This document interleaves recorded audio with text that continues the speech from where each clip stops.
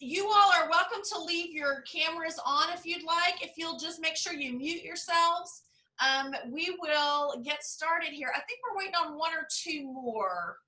So I am going to, I also wanted to remind you all, if you did not get the email, that I would love for you to have any glassware that you have at your house that you're not sure what it does or what to put in it. Please bring it. Feel free to go grab it and bring it, and we can talk about what those glasses are. If you have any questions about any of it, thrilled to do a show and tell this afternoon after we get through the class. Yeah, all right, rock and roll. So, hey y'all, I'm Jennifer. And I'm Brent. And we're the cocktail evangelists behind Make and Muddle, and we are really glad that you're here to do the class with us today. So we are going to start with, of course, a cocktail, as you do during cocktail classes. And today, the first cocktail we're going to do is the basil gimlet. And I am going to paste the, oh, that's not it. I'm going to do the recipe in the chat for y'all. Brent, you want to tell them what's in it? Sure. So the recipe for this is 1.5 ounces of gin, and you can use whatever your favorite gin is. 3/4 ounce of basil syrup, and that is just a simple syrup with a handful of basil steeped in it to infuse that lovely basil flavor in that. And then 3/4 ounce of lime juice, and then a basil leaf garnish. We also muddle a few basil leaves in the cocktail. One note about your fresh herbs, basil and mint especially are very delicate and sensitive to cold. So it's really better if you can treat them almost like cut flowers and keep them on your counter in some water. Just get them home, cut off the bottom, put them in water just like you would with flowers. And then you can just pull it off as you go along. Otherwise, they start turning brown and they smell really gassy to me, which nobody wants gassy. Nobody wants a gassy cocktail. Nobody wants gassy anything. Okay, 1.5 ounces of your favorite gin. Today I am using, well, wait, before we do that, we're gonna muddle. So you're gonna put a few fresh leaves of basil down in your shaker. And you are going to, I did not get my muddler, just a moment. You are going to muddle those. I remembered my muddler at the last minute. That's what I ran upstairs to get. And when we muddle, it's always best to muddle into a liquid. So I'm going to muddle into the lime juice. So I have 3/4 ounce of lime juice. Pour that over your basil leaves, and then take your muddler, and you're just crushing that into the liquid a few times. You don't want to go too crazy because you'll start getting a lot of vegetable flavors. So I think that was 4 or 5 crushes with my muddler, and it's if you think of, and we'll cover this when we do the lemon zest on the Americana, like when you squeeze that lemon zest and those oils burst out, that's essentially what's happening with the leaves. So you really just want that to go into that liquid and flavor the liquid. So 3/4 ounce of lemon juice, and then lime 3/4 juice. of Sorry, it's lime juice. Lime juice. Sorry, I use lime juice. I promise. And then we do 3/4 ounce of our basil simple. Up here. And then we do the 1.5 ounces of gin. I'm using Citadel gin, which is a French gin. It's what I've used the last couple of weeks. Has all those classic London dry juniper flavors. Jennifer, I think, is using the Castle and Key. Is it the spring release? Oh, she's shaking, so she can't. Sorry about that. I thought I'd go ahead and shake. Yeah, so traditionally in these gimlets, they're gin, right? And it's the lime juice and sweet and gin. So you can really play with whatever flavors you want in gimlets. It could be any herbal, now's the season, right? For all the herbs that you planted in your patio pots or in your gardens. Now's the time. We can do it with basil. We've done delicious thyme syrup. A lemon thyme gimlet is to die for as well. Basil is certainly one of my favorites though. So next you're going to make sure that you hopefully chilled your coupe glass with a little bit of ice water before all of that started. So it's nice and frosty cold. And then for the gimlet, we're going to double strain it. And we are going to strain it using your Hawthorne strainer, but we're also going to use a fine mesh strainer over the glass to catch any of the vegetal remains that are sneaking through your Hawthorne strainer, okay? Some people like bits of the herb in their drink. Some people don't. My sister's like, why is there a salad in my drink? I need this out of here right now. So yeah, so here we go, we're gonna strain.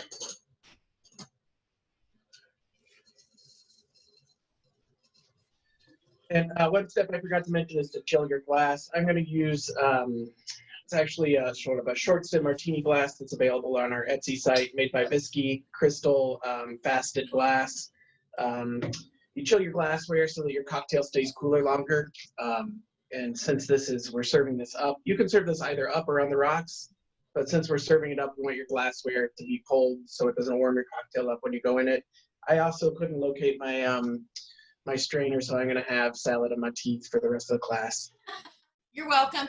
Okay, now last thing is we're going to do a little baby basil garnish on it. And when you deal with herbs, you want to make sure that you're waking the flavor up. So you're going to smack it, give it a good smack before you put it in the top of, just float it in the top of your gimlet.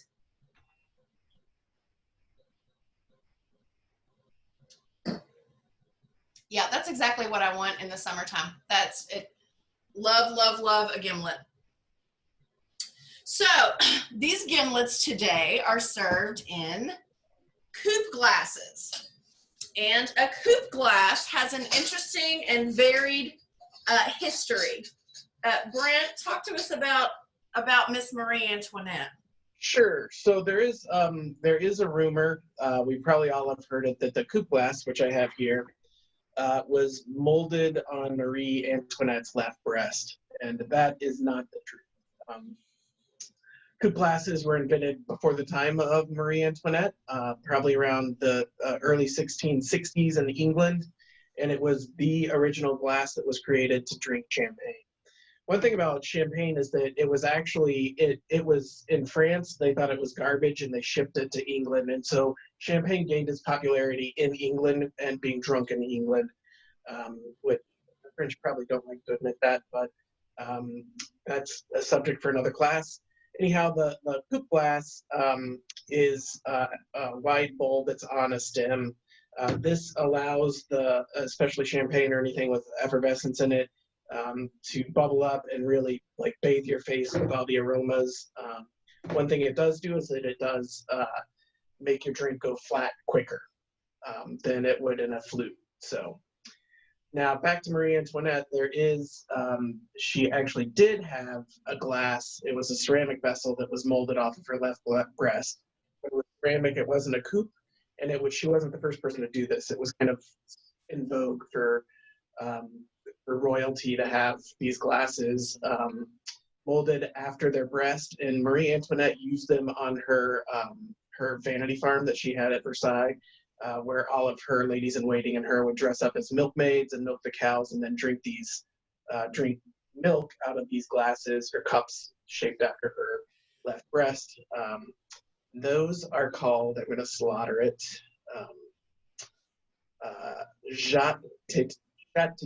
So Chatitons, right. Because what do you get somebody who has everything except a cup molded from her left breast? I mean, I feel like that's, clearly that's what we do, right? I love it. Okay, so these coupe glasses, what Brent was talking about, when we do a coupe glass as opposed to a martini glass, say, the martini glasses tend to be flat like saucers, right? And when we put something in a martini glass, I'm sloshing it all the time when I put it in a martini glass. Yes, go ahead. Brent's got one too. I've got a little teeny tiny one there. They're really sweet, but again, I'm sloshing things all over myself. So I like the rounded edges of the coupe. I really like the stem, right? So your drink is not getting cold when you're hot when you're getting the stem. Another thing when you're drinking out of a coupe glass is that it's ideally a cocktail that is drunk quickly. It's drunk in 4 or 5. It's not a big cocktail, it's a smaller cocktail. You're drinking it quickly before it gets warm. So again, great to hold the stems on these and to get the whole experience when you put your face down into the coupe glass. Yeah, this is one of my favorite coupes right now. The stem on it it's almost like a bamboo inspired, so it has a part that cuts out, and it's perfect for gripping with your fingers. We're comfortable, and if you're clumsy like me, it's nice to have a little extra handle there. So. Danette asked, does it matter how long the stem of the coupe glass is? Some of the vintage coupes I see look as much like dessert cups as drinking glasses. Great question, Danette. Yes, it does not matter how long the stem is. Glassware is about preference as much as it is like this was how it was designed to be used. How you use it is absolutely personal. So we did a post this week on Instagram. Last week, I borrowed some stemware from Dollfingers here in Louisville, which is just a divine store. They sell the best china and crystal in the city. And she sent 2 martini glasses that had stems on them that were this long. It's so extravagant when you look at it. So, and again, I would never attempt to drink anything out of it because I would be spilling it all over everything. But the stems are they're so beautiful, and certainly the longer they are, the more elegant the glass seems. There is a spritzer glass that we have. We used to have it on the website. I'm not sure it's there anymore, but the stems are so long on this, and it is absolutely exquisite and elegant to look at. But when you bring it up to your face, it's a little precarious. So yeah. I have a few of the vintage shorter stem glasses, and one thing that I like to do with those, not cocktail related, but I do like to use my barware as much as possible. I have floated like a large dahlia blossom that fits right on the top of that, and it's nice on the table because it's so low. It is. They also are great for like condiments or anything else that if you're eating dinner and you want to put some olives in it, or you want to put, some cherries in it or whatever. I use glassware for literally everything in the world in my house, not just cocktails and wines and spirits. So, okay, let's talk about some wine glasses. You want to, Brent? Sure. So we covered the coupe. One of the other options to drink champagne traditionally, you can drink champagne from a styrofoam cup if you want. It's a fact. It's better if you drink it out of a coupe. One of the more popular items now, I always think these became popular in the 80s, is the flute. And this is a tall glass. Some people swear this is better to drink the champagne in over the coupe because it preserves the bubbles more. It gives plenty of surface area for the bubbles to form. It's really beautiful to look at the bubbles going up the side of the glass. I don't like them because I have a big nose, and then whenever I try to drink, my nose is in the glass. However, that is one thing it does do, is it focuses like a laser beam all of the aromas right into your nose. So. Okay, so as we start to talk about this, we're going to build our next cocktail, okay? And our next cocktail is a champagne Americana. This is one of my favorite cocktails because it combines things that I truly love in life, which are bourbon and champagne. There was a restaurant here. So the head chef at the Oak Room, which is it's in the Seelbach Hotels, just one of the most gorgeous restaurants that has ever been in the history. Jim Gerhardt was the head chef there. And then when that closed, he opened another place in the east end of the city called Limestone. And that he put this cocktail on their menu. And the first time I ever had it was at Chef Gerhardt's restaurant, and he had called it a Limestone. And I probably had 3 of them before dinner that night. It was the most delicious cocktail. So it has had a permanent place on my cocktail repertoire for years and years. So we're going to start with, this can be done in a mixing glass, or it can be done in the bottom of your cocktail shaker, whatever works for you. And we're going to start with 2 ounces of bourbon. And to that, let's see, 2 ounces of bourbon. So it's a big one, right? This actually, I believe that the 2 ounces will probably do 2 cocktails for you now that I'm thinking about it.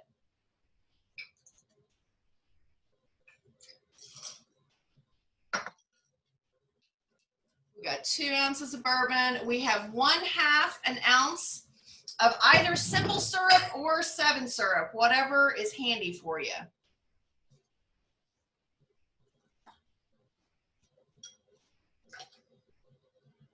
And I'm going to use, sorry, I just have to show, I think it's so funny. I'm using simple. I put it in a miniature beer glass, and it looks like a little bitty glass of beer, but it's actually simple syrup. This recipe, you're going to notice as we build this recipe that the first half of it is an old fashioned. That's what the first half of this cocktail is. So we're going to make an old fashioned, and then we're going to add champagne to it. You're welcome. So the next ingredient in the list is a dash of aromatic bitters, just a dash, and then a dash of orange bitters. And then you're going to give that a good stir until it's very cold. How many seconds is that, Brent? 22 approximately. Give or take. You can sing the alphabet twice. Happy birthday twice. Same That's amount of time you wash your written fingers. And we'll review, like the first week we did these classes was the Stir Crazy class. And when we talk about stirring in a cocktail mixing glass, we talk about the spoon actually pushing the liquor or the spirits in the cocktail around. So the spoon is actually on the outside. It's on the edge of the glass. And you're just pushing that around so that it gets good and cold. And then we're going to use our Hawthorne strainer again. And we're going to strain this into a flute. Now, you have lots of champagne glass options. I like this in a flute because I think that the bourbon in it makes the champagne dissipate pretty quickly, and I like it contained so that I can still get bubbles in there. So we're going to strain into the champagne glass. I use my julep strainer for that. That's what I usually use when I have my glass. That's a big drink. Mm-hmm. It is. And then you're going to top it with Prosecco or champagne or a dry sparkling wine of some sort. Now, pro tip, as you add champagne to anything that you have in your glass, go slow because it's going to fizz and fizz and fizz, okay? I left mine, just to recap, opening champagne. Your cage is going to have the piece of wire. It twists 6 times towards you. There's only about 2 places in the world that make these. One of them makes them left-handed, one makes them right-handed. And I've only opened one brand of spirit that it turns away from you. Then when you're opening, you hold the bottle and the cork, and you twist the bottle. And you want the cork to come out gently. That was a little hard, but like a lover's cough. That was a big lover cough. It was a big lover's cough. That was a spouse cough. That's what that was. Yeah. Still a lover, just a little more comfortable. So we're garnishing this with a lemon twist, and you can do it with a vegetable peeler if you would like a larger rind in there. I'm doing mine with a channel knife. Because the flute is so narrow, I don't want the garnish to fight me as I'm going down for a drink. So, and I may or may not do this one a little longer because we like a long, extravagant garnish. Great presentation. This is delicious. I did mine with a lemon or a vegetable peeler. I love all the oil that you get from it, the extra element of aroma that you get. But the channel knife that's a beautiful presentation. That is pretty good. It is. It's very refreshing. So in old fashions, we typically use orange peel to garnish, but I love the lemon in this because it's so fresh and bright, and you put your face down in it, and all of it just hits you at the same time. So when Brett was talking about the flutes, that's exactly what it's a shotgun. It's a laser of flavor and smell that's coming straight up into your face. And there's no place for it to go, right? There's no place in the glass for these bubbles or this spirit to move. So it has to come up. And as a result, when you put your face on it, you're getting all of it. And it's delicious. Now, the next form of, so let's talk about flutes for just a second and like the function of those. So we've already talked about the coupe.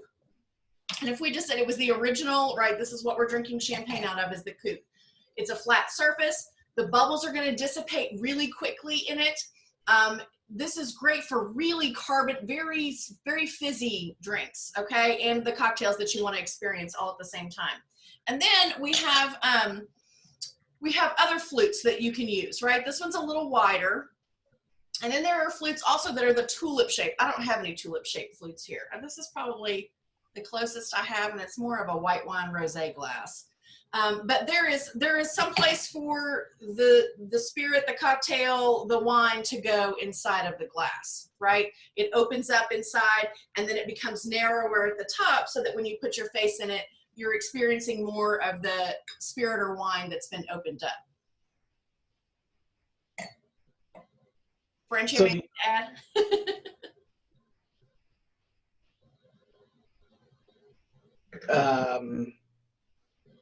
I don't think so. The one thing, and I'm not going to go too deep into beer glasses. The thing about glassware is we could talk about this we could be here until 10 o'clock tonight talking about glassware. There are basic concepts that go across the board with wine glasses, beer glasses, spirit glasses, cocktail glasses. One thing that I would say with in the beer world, you have the Pilsner glass, and this is an example of a Pilsner glass. This one is it's from the 60s. It's supposed to light up when you screw in the bottom, and then you have your beer in there. Pilsner glasses and Kolsch glasses were created when they developed the ability to mass produce tall glassware, and then also they developed the Pilsner and lagers, which are a lot more clear and gritty. They aren't cloudy and brown like the ales were, and so they created this glass to show off the glass, or to show off the beer. But it serves the same purpose. Your lager doesn't have a lot of the same floral or like dark fruit notes that you'll find in ales, and so it doesn't need to be in a bigger glass that allows those flavors to develop. You want to drink it fast, you want to drink it cold.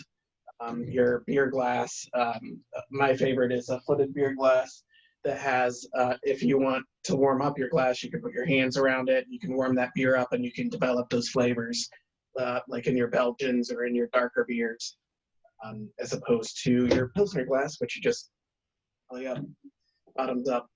So I think that as you see, there are kind of general rules about the glassware, that the wider it is inside, the more that the spirit, the beer, the wine gets to move around and breathe and open up. And then the narrower it is, there's really no place for it to go but up into your face, right? So that also holds with the Collins glass too. So Brent, let's talk about the Collins glass a minute. Sure. So your Collins glass, it looks like I forgot to preset one, but I'll show you what it looks like. It looks like this. I have one. It is a tall cylinder. We kind of talked about this when we talked about the French 75. It's becoming very popular to serve the French 75 in one of these on the rocks because it looks like a 75 caliber casing. So you basically have your tall cylinder. Your ice stacks up beautifully on there, and that's Collins glass. I have a vintage one here that has stars and stripes on it.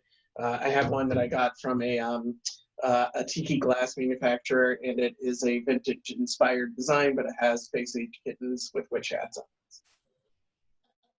Now, the Tom Collins has an interesting history.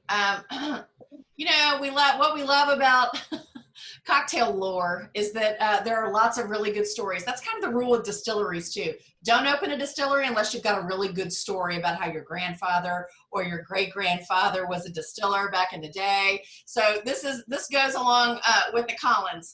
Brent, tell us about that Tom Collins story. It does make me think of is it Fred Minnick? He wrote as a bourbon writer, and he said the only thing that it contains more BS per square inch than a liquor label is a political campaign ad. So that's one of my favorite quotes from him. But so the Tom Collins, there was the great Tom Collins hoax of 1874, which was people would tell their friends that they were just at the bar on the corner, and there was a guy there named Tom Collins who was spreading all sorts of rumors about you, like you don't pay your bills, that you have several illegitimate children, and that you're all around scandal and rapscallion. So then, you know, your buddy would get all steamed up and run down to the bar and start demanding to see Tom Collins. Sometimes the bartender, when they knew this joke, would say he was just here, but he just went to the pub down the street. Everything that your friend is saying is true. He's a terrible person saying terrible things about you. You need to get down there and defend your honor. But eventually, a bartender would say, "Oh yes, just 1 second," turn around and make the sour Collins drink, and then hand them the Tom Collins and say, "Here's your Tom Collins." And that's the history of the Tom Collins, which we love. That's good. That's good stuff, y'all. I don't care who you are. The Tom Collins also, when we those also are like the spritzer glasses. They're tall. They're slim.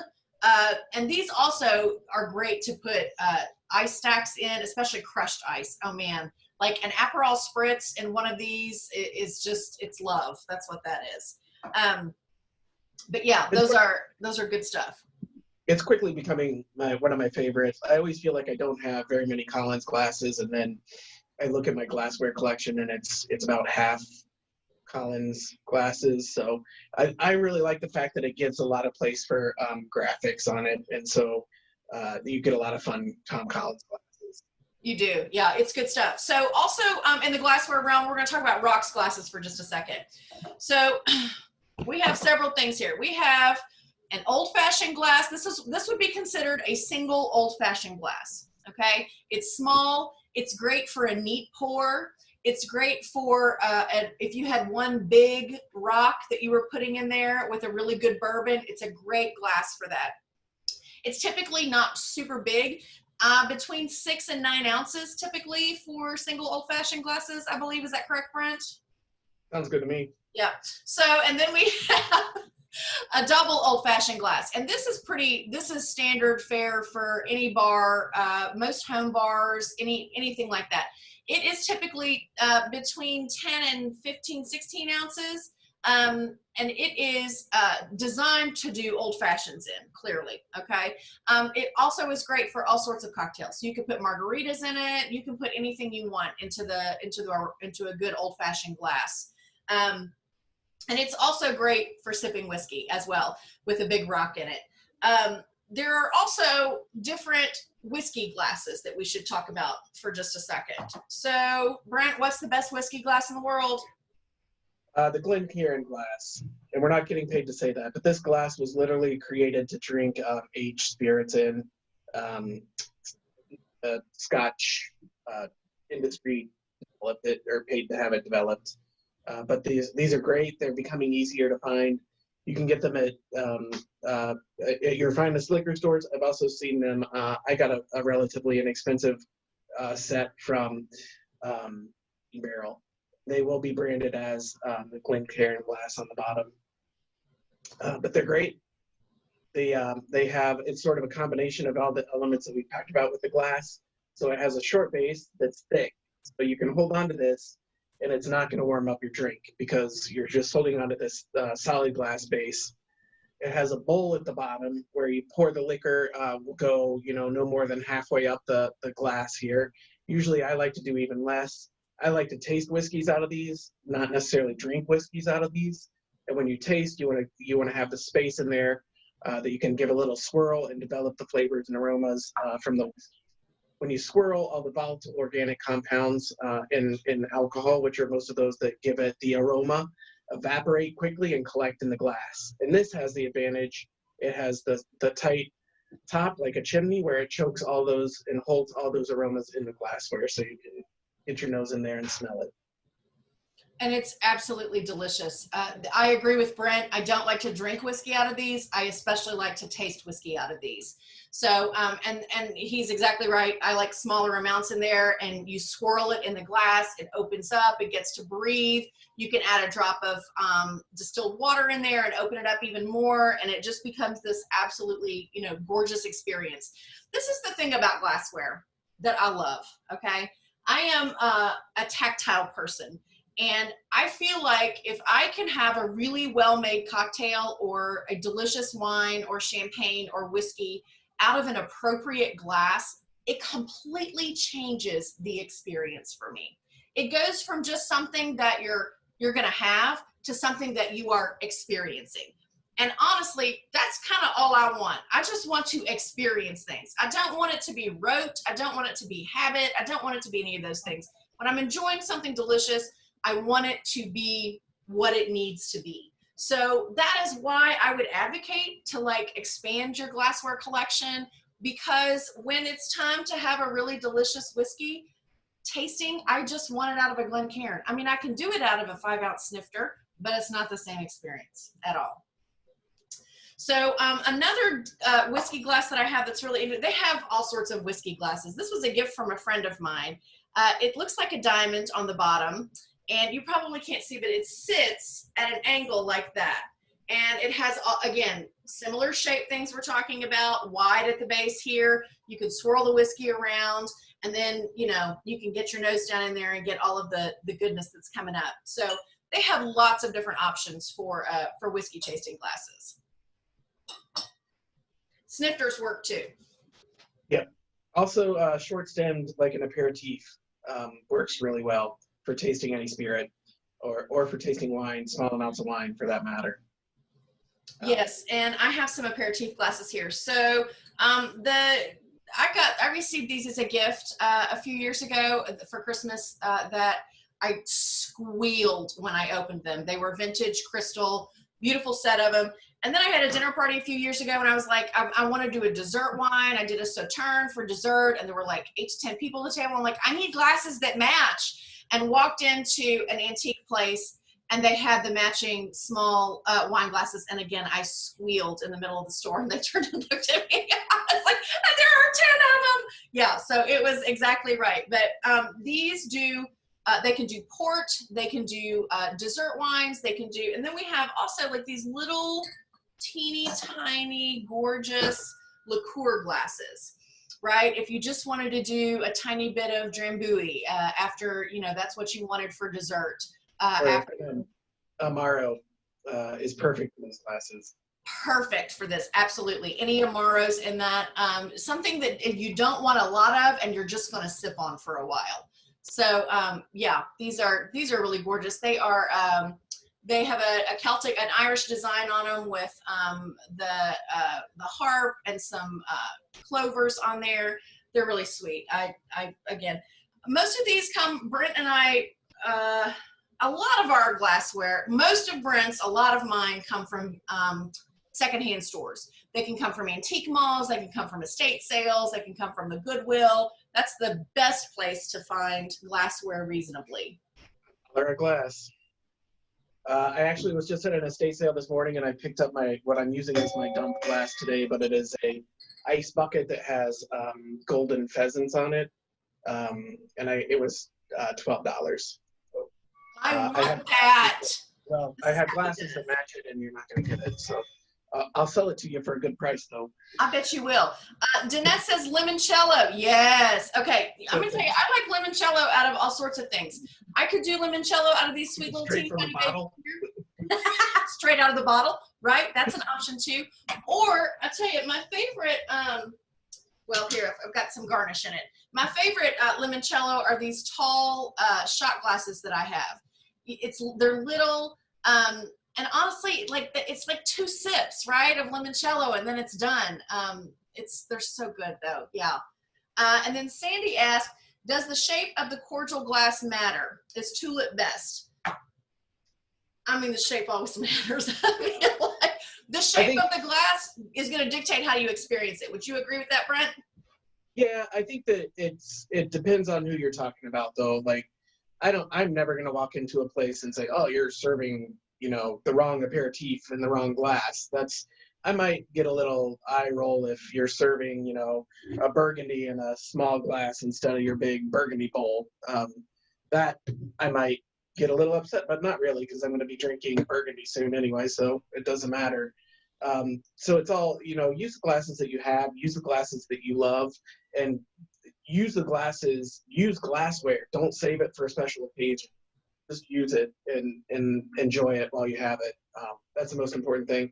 I think I am in my inheriting things from my parents, like that they got for their wedding, and they've never used this china that they're going to give me, and I'm going to use it because it's, you know, that's why it's been created, is to use it. So I would say it matters. It makes some difference, but in the end, just use it. Use what you have, and enjoy what you have, and buy more. And buy more. That's right. Collect more. Okay. We're going to move on to our mules. I'm going to send you 2 recipes right now. One of them is a recipe for a traditional Moscow mule made with vodka. And then there's a second recipe for a bourbon mule. So whichever one you would like to make, or if you'd like to make both and have a comparison, you are free to do that. So we are going to start with 3 ounces of spirit, whatever that is. And okay, wait, I've got ahead of myself. Now, traditionally, mules are done in copper mugs, which Brent has some opinions on. I'll let him give those to you in a minute. Juleps are traditionally done in silver cups, right? Silver julep cups. And that is because metal tends to keep things colder than glass, okay? So if you want a really cold beverage and you don't have ceramic things at your house, metal is the next best thing. Brent, you want to talk to him about your feelings about copper mugs? Yeah, that was it's a marketing ploy, and it's easy to just dismiss, for me to dismiss it and say it's a marketing ploy. There was somebody found all these inexpensive copper mugs, and they happen to know a vodka producer and decided to brand these mugs as the perfect thing to drink the Moscow Mule in, which it's not imperfect, but it came about in a way, in an inorganic, totally manufactured way. However, like I said, the Pilsner glass is a marketing ploy as well. So everything about it, you could argue, is manufactured. The Kolsch glass, which is shaped like your Collins glass, is the same with the Pilsner glass. You drink this beer in it because it's tall and it shows off the color of the beer, and it's just marketing for the beer. So there is some, as we said earlier, there's a lot of BS in everything. There is. Copper cups. Honestly, what we prefer more than anything is ceramic, which is why this week our barware choice was for ceramic. You got a pair of ceramic glasses. And I see you all cheering in the background. You should cheer because they sold out. Y'all got them. Like Brent and I didn't even get one. They were like sold like hotcakes. It was awesome. My wife saw on Instagram, saw a picture of them, and she was like, "Oh, when do we get them?" And I said, "We don't. They're all gone." People bought them up. It's awesome. But the great thing is, Stephen has agreed to work with Make and Muddle on a line of barware stuff. So he is currently building an additional set of those glasses that you all got. And he's also working on some really gorgeous appetizer and garnish trays that are pretty sexy. So when all of that's done, it will go up on our site and be available for purchase. But until then, enjoy those cups because nobody else got them, y'all, okay? Okay, so we're gonna move on to mules. Here's the great thing about a mule. We're gonna build it in the glass, okay? So we're gonna start with 3 ounces of spirit, whatever that is, whether it's vodka or bourbon for you, or both. And I have a different mule recipe. I prefer a little bit less spirit because this drink is it's got 3 ounces of spirit in it, and it's a probably a one and doneer for the evening. I like 2 ounces of spirit. I also like a little bit of simple. I find that if you don't add just a touch of simple, then it's a little bit thin of a cocktail. And I know from being behind a bar, if you send one out without this, just a splash of simple syrup, that people say it doesn't have enough spirit in it because they perceive that sweetness as booze. And that's my opinion on the Moscow Mule. Those are not exactly the correct, those are not the correct recipes because we do include the citrus cucumber mint mixer here. So I will remedy that here in just a second. So instead of 3 ounces of cold ginger beer, you're gonna do a couple wedges of lime, and you're gonna do about a 1/2 ounce to 3/4 of an ounce of the citrus mint cucumber mixer. And the ginger beer I'm using today is a locally produced item. This is we are big on supporting small, locally owned, locally produced companies. This is a company that is perfect example of that. They started a few years ago. They're called Windmill Ginger Beer, and they ferment the ginger a little bit. And this is a product that's only available in the western suburbs right now of Chicago. So it's one of those sort of, it doesn't have terroir, but it's one of those things that creates a local identity, the exact type of business that I think you want to support if you want your community to have its own character. And this is hands down the best ginger beer I've ever had in my entire life.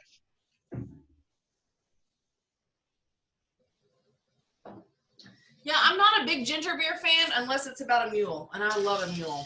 I actually really like traditional vodka mules, believe it or not. As much of a bourbon girl as I am, the vodka mule makes me pretty happy.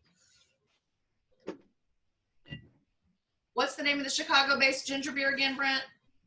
It's Windmill. They're out of Batavia, Illinois. I can hold that up. And it's in St. Charles. I get it at Blue Goose Market, which is another locally owned business.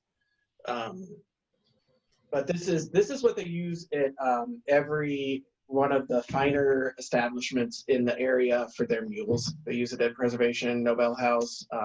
They use it at Bientrucha, and then at Madre in Glen Ellen. So it's seriously, once you have it, it's expensive, but you don't have to use as much. It's not as sweet. It tastes fresh. It's everything that I want in a ginger beer. And I had to buy this. They didn't give it to me. I know Brent and I are not at the place where anybody's paying us to talk about it yet. So if we're telling you we really like something, we really like it. We like it.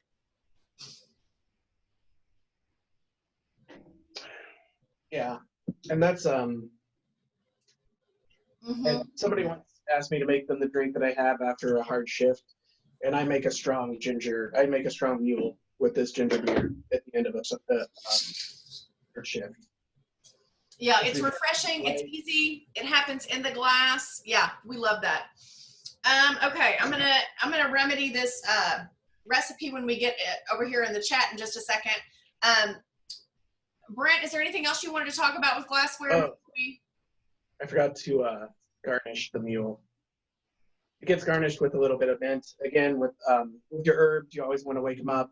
The basil I smacked. This one, the mint, I like to leave whole and just sort of hit it on my hand and then pop it on top.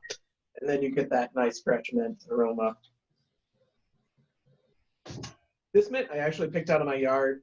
I picked it just about an hour or two ago. And mint is actually better if you get up in the morning and pick it first thing before the sun hits it, because then it has more of the fresh minty aroma. This has a little bit more I want to say skunky or catty aroma once it's baked in the sun for a little while. So it's worth picking your mint in the morning. Okay, let's talk about what y'all bring us. Did you bring us some glassware? Feel free to turn your cameras and your microphones on and show us what you're working with. Anybody have any questions about glassware? I can talk about glassware all day, so I'll just keep talking about wine glasses.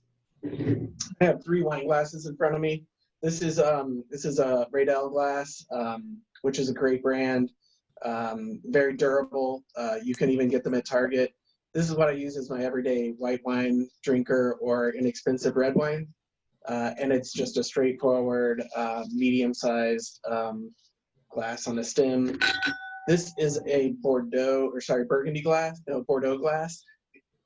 And you can tell the difference. This is a Burgundy glass. So your Burgundy is your big, like a fishbowl on a stem. And that allows your Burgundy varietals are like your Pinot Noir and your Chardonnay. And this allows those more delicate wines to develop all their floral notes, the fruity notes that you find in those wines, holds them in the glass so that you can enjoy them. Your Bordeaux glass is your Cabernet Merlot or Cabernet Malbec blends. And those are a little more aggressive and forward, so you don't need to develop them. They're there, and this is more of that shotgun right into your nose. Do we have any questions? Yeah, any questions, y'all? The recipe is now in the chat, and I'll update that. When I send you the link to the video and the recipes, it'll be updated in there for you. You'll have them for posterity. Any questions? Who's got glassware? I Denise? see a glass there. Yeah, this was my grandmother's. I don't know if you can you see it? Yeah, it's sort of like a wide flute, I right? thought it was a water glass, but I don't know. That's what I would probably call that, is a water glass. But you could drink a lot of wine out of it. It's for a large serving of water or wine. Yeah. All right. Thank you. Yeah, I could do a cooler out of that too. So like if you did a vodka, citrus, cucumber, I mean, you could do all anything fizzy. I would do anything fizzy out of that had a straw down in it. Yeah, that's a beautiful glass. Yeah, it is gorgeous. Hey, JB, Yeah. what do I do with this? Look at that. Oh my God, I love it. Delightful stopper. Yeah. This was in a pile of stuff, and Michael, my husband, his dad was like, I'm about to take all that to Goodwill. You want it? And it's a set of 6 glasses in this carafe, for lack of a better whatever. Oh my God, I would do Manhattans out of that. Like I would do a pitcher of Manhattans in there and pour those into those glasses. I would do any dessert wine out of that. That is a gorgeous set. Okay, next. Decanter Amaro. That looks, I might call that a stacker. Is it like a cylinder on a stem? Yes, that is what it is. Yeah. Same thing we were talking to Denise about. I would do something fizzy in there. Brent, what would you do? That's, a cocktail. It's a perfect cocktail glass. Just make any cocktail. You can do a cocktail with a big cube in it because it has a little more volume. So you could do, if you did want to do a gimlet, like if you wanted to do a gimlet on the rocks, that'd be a great glass for it. Oh, it'd be a killer sangria glass too. I would totally use that for sangria. All right, so this is the dessert glass I was talking about. Yeah. Asking about the stem length, because I mean, I love it because you can hold it, but I was like, am I supposed to be eating sherbet or can I have a drink? And I'll tell you what would be gorgeous out of that. If you did sorbet with champagne over it, that would be absolutely stunning out of that glass. I was going in the same direction. Is it affogato, the ice cream with espresso, and you could do either a neutral grain like a vodka, or you could do a not Kahlua, but a Kahlua-like product. We produced, like Journeyman has a great coffee liqueur, and that's, I can't remember the name of it. Snaggletooth, that's what it's called. That's a distillery in Michigan. That's cool things. All right, so my last one, and this is mostly for you, JB. Can you read it? No, what does it say? It's a Kentucky Derby. And I think it's designed for juleps, but I'm pretty sure you could do whatever. But I just think it's fun. It is a derby glass. So they release derby glasses every single year, and they're a different design every year, and they are designed to do mint juleps out of. Mostly what Brent said, it's a marketing thing. I would never in a million years drink a mint julep out of glass. But it sure is fun, right? And you could do bourbon slushes out of it. You could do anything out of it. Yeah, that's really fun. That's a good Collins glass. It was funny. I was thinking about those glasses earlier today. In the during the Depression, they manufactured those out of Bakelite. So if you can find if you find one of those for less than hundreds of dollars, those are highly sought after. That's like one of the holy grail glasses. It's a Bakelite Derby glass. Those are Jennifer, and I inherited these from my aunt. Can you see them? Yes, those are perfect. Oh, they're gorgeous. For what? Limoncello. Limoncello in the small one? Yes. Oh yeah, I can't. Absolutely, and the bigger one could be like a port wine again, or Yeah, port or Sauterne. Yeah, Sauterne's the French version. It's white. It's not a red grape. And sweet, lovely, sweet, all the terroir from it. Oh, like maybe a Vincente with biscotti. Oh, yeah. Yes, Okay. yes, there you go. Exactly. Those are gorgeous. Thanks. Anybody else? Who else has glassware? I want to see what you have. We're total glass nerds, man. yeah. Another thing you can do with the smaller glassware size is if you want to have a cocktail party where you do cocktail flights, or you can make one cocktail and share it between multiple people. Oh, So you can do that, and everyone's drinking. You're making one cocktail, but you're sharing it between 3 people. So everyone's getting 2 ounces of cocktail in the small glass, and that's a fun way. It's also a good way that you don't end up drinking 3 cocktails on a Saturday afternoon. I love it. Anybody else have any questions for us? Anybody have glassware questions? So it's not nearly as mysterious as you thought it was, is it? You can look at the shapes now and go, oh, well, that needs to do this because it has this shape for it. So yeah, and there are, while things were certainly designed specifically, you can do anything you want to in those glasses. So use them. It's exactly what Brent said. Use the stuff that you have. It completely heightens the experience. Cindy also says, when do you want to drink from a shot glass? Good question. It's been a bad day. Sorry. I don't know that that's well, definitely you can drink out of it for a bad day. I would drink the tall shot glass I have. This would be a vodka glass for me. I would, if it were, if I just wanted to shoot vodka all night long and I wanted it to be ice cold, I would drop it down. I don't know if you remember Crate and Barrel, Pottery Barn, they used to sell the vodka sets. There would be 6 glasses in this really beautiful bowl that had this really wide edge on it, but the bowl itself was pretty shallow. You would fill it with crushed ice, throw your shots down in it, bottle would go down in the middle, and you would just, that's how you would do your vodka. And Jessica, yeah, my sister was like, tequila. Yeah, you could shoot tequila if you want to.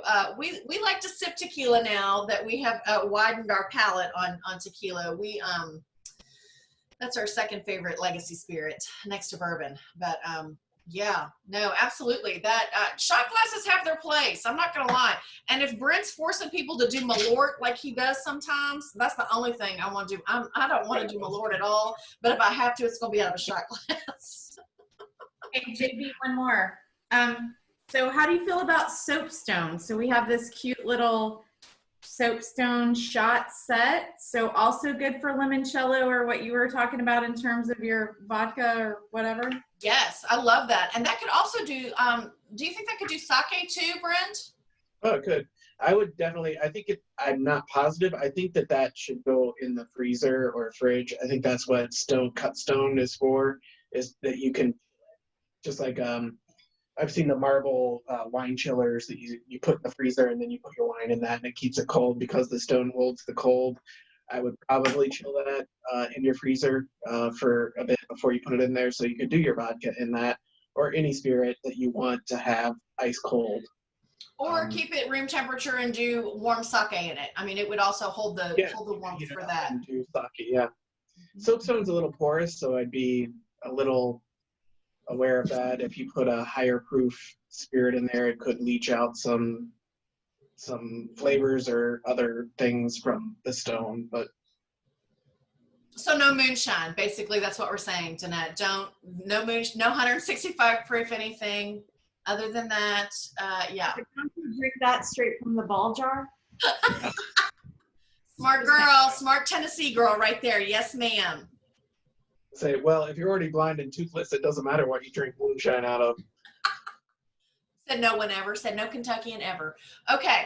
All right, y'all. This was an awesome class. Does anybody have any additional questions for us before we wrap up today?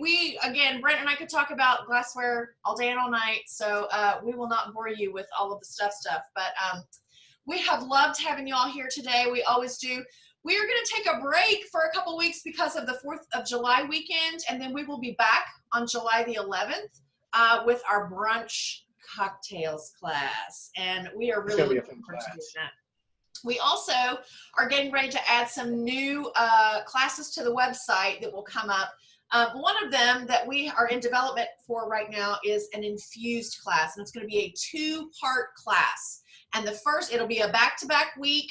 The first week we will be infusing spirits, and then the second week we will be building cocktails with those. So it's going to be a pretty fun class. So yeah, thank you all so much. Let's do a cheers, y'all, before we go today. I'm going to put us back on grid view because I love seeing everybody's faces for this so much. Okay.